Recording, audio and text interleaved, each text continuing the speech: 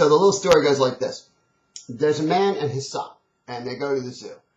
And the son has been dying to see the grizzly bear. And so the father, he's pulling on him all day. Dad, come on, let's go see the grizzly bear. And finally, they're on their way over to see the grizzly bear.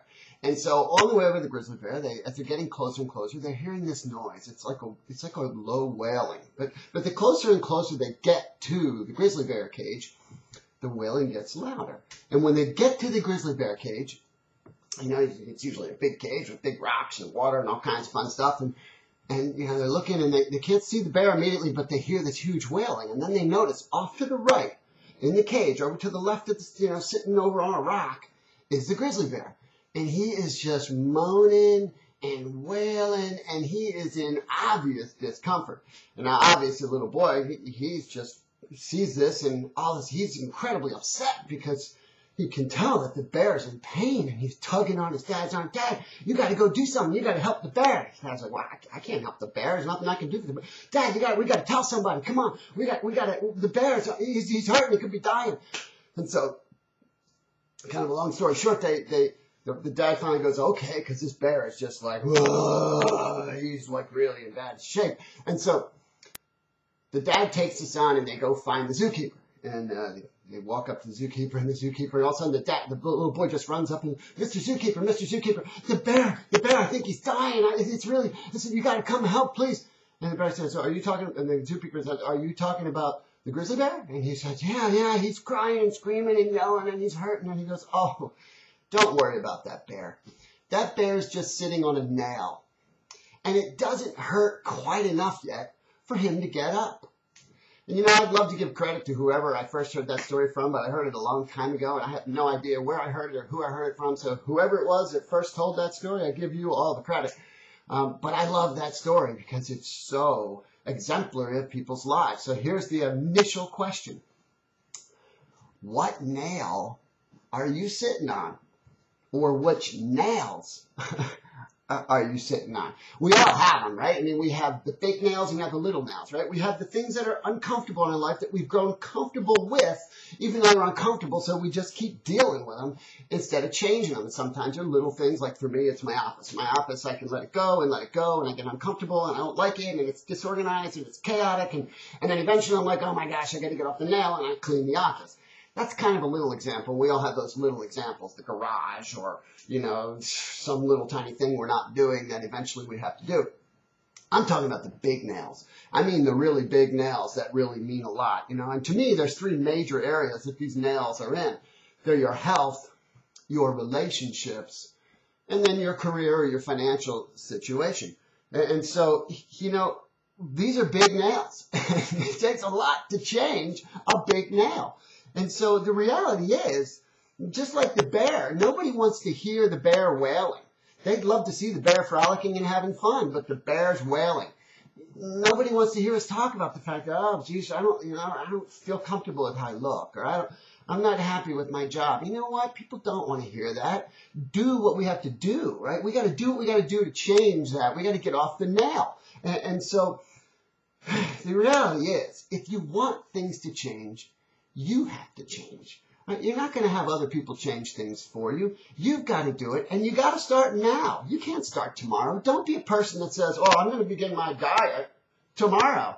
Tomorrow doesn't come. When you get to tomorrow, it's today all over again. Why not start now? Why not take the little tiny step? And that's all it's got to be, just a little tiny step. You can accomplish enormous things in your life in 15 minutes a day if you'll just start there. So, you got to start now, and you got to get off the nail, and you got to figure out what nails you need to get off of. Let's say it's weight. Years ago, I was working in a job that required me to be in a desk, and I started putting on weight, and, it started to be a little nail. And then when I went to the beach with some friends, and a friend of mine walked up and he goes, dude, you're getting fat. I'm like, whoa, that was like a giant nail. And the next day I started running.